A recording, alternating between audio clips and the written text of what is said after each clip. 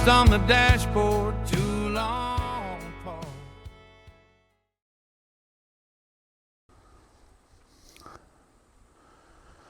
Hey everybody, got ourselves a 2011 Ford Taurus. Why in the world am I recording a 2011 Ford Taurus? Well, it's more of an op-ed. More of an op-ed than a car review or whatever you want to call it. You know, Ford was pretty much saved in the 80s by the Ford Taurus.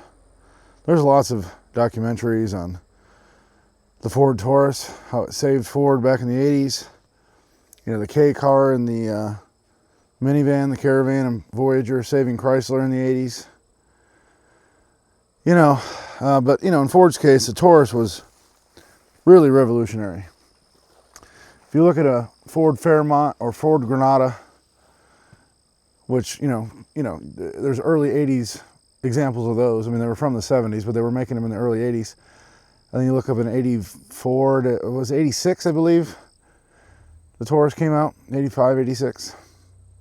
Just wildly different looking cars.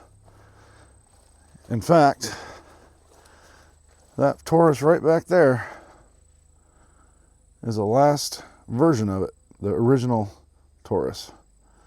That's actually the same car as the 86, basically, underneath. In fact, a lot of them still had the same engine. So what is this? Well, it's not a Taurus. This is a Volvo. And it's a large car.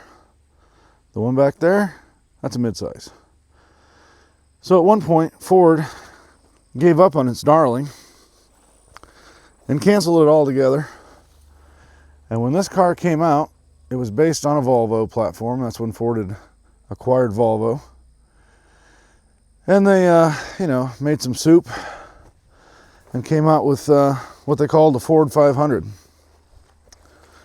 And it replaced the Crown Vic as the new large car. And the Fusion came out to replace the Taurus, which, you know, go figure. 3.5 liter V6. And I don't know, I know some of these engines had an internal water pump. I don't know if this is one of them or not. Major pain. If that goes out, it's a major job. Why they do that kind of stuff, I don't know. But anyway, so if you're Ford, you get rid of the Panther body, which everyone was buying that car because Dodge and GM had gotten out of that business. You know, Ford was the only game in town for a body-on-frame police and fleet vehicle. They get rid of that, and they give us the Ford 500, and they replace the Taurus name with the Fusion, which the Fusion was a great-looking car. It should have just been the Taurus. You know, you can still buy a Corolla or a Camry every year since they came out. Not Ford. You got to change it from this to that. You know, look at the you had the Cavalier, then you had the Cruze, the Cobalt, then the Cruze. I mean, you know, well, let's make a bad car and then just change the name. They'll forget. We know you're making bad cars, GM and Ford and whoever. Quit changing the name. Just make the car better, huh? And I know nobody's buying sedans anymore.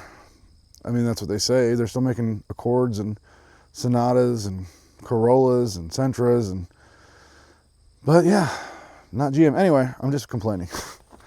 But yeah, you know, I just, you know, the automotive, you know, the you know, Ford and GM, you know, Ford and GM both. Oh, you know, we're going to quit minivans because, you know, the Windstar was no good. The GM minivans weren't any good, really. I mean, yeah, they're all right. But, you know, Honda and Toyota and Chrysler just were better. You know, Ford, oh, you can't buy a sedan from us anymore. It's like, okay, well, those are the affordable cars, so I guess we're not going to buy a Ford. Anyway, that's all I'm doing is complaining. But anyway, you know, these were nice cars. I think they really were. It's just not a Taurus. I mean, you know, just call this the new Crown Vic. You know, and you know, it's crazy. Look at the console. I've never driven one of these, maybe once or twice, but I mean, I remember seeing reviews on these things at the time. People liked them, but look how big that console is. The center console. It's a tight fit, and this is a big car. The dash is huge, the console's huge. I mean, they're really nice cars, but man. So, so this comes out, and it's called the 500. So you don't have a Taurus, which was, the quintessential Ford vehicle. Man, it's nice shape in here. This thing was not scrapped because it wasn't taken care of when it was wrecked, but it's a nice shape. Of course, these were cop cars. I think there was a lot of fleet sales. But yeah, I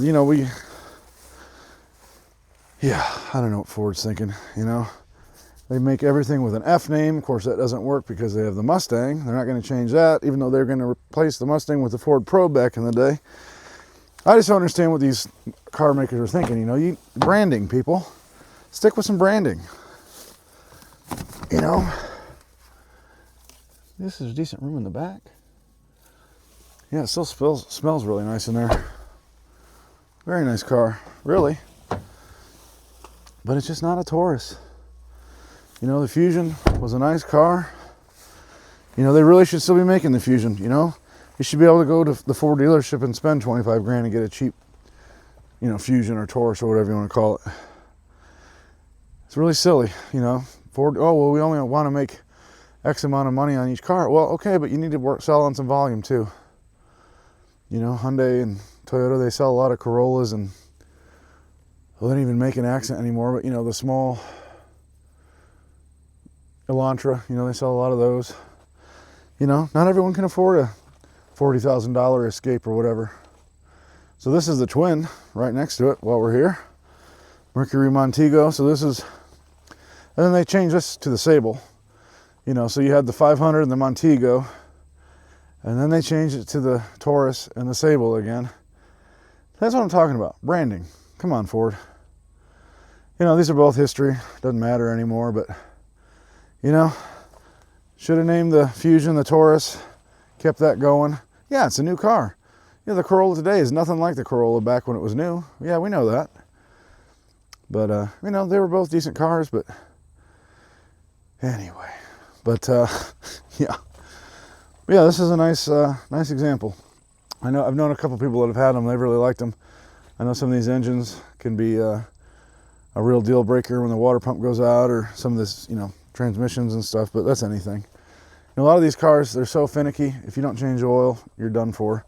And even then, they're so precise, and the passageways and the engines are so tiny that if you're not keeping on top of it, you're screwed. And even if you do, they're so complicated. But old man shaking fists at the clouds.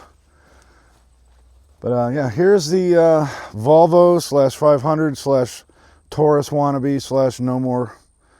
Doesn't exist anymore. But here's an example of a little bit of legacy, no more. Thank you for watching. Out at B&K Auto Parts in Warren, Indiana again. If you need anything, see anything you need out here, they have all kinds of stuff. Old stuff. They have a section of really old stuff out back. Got a little bit of everything. Hit them up. Thank you for watching.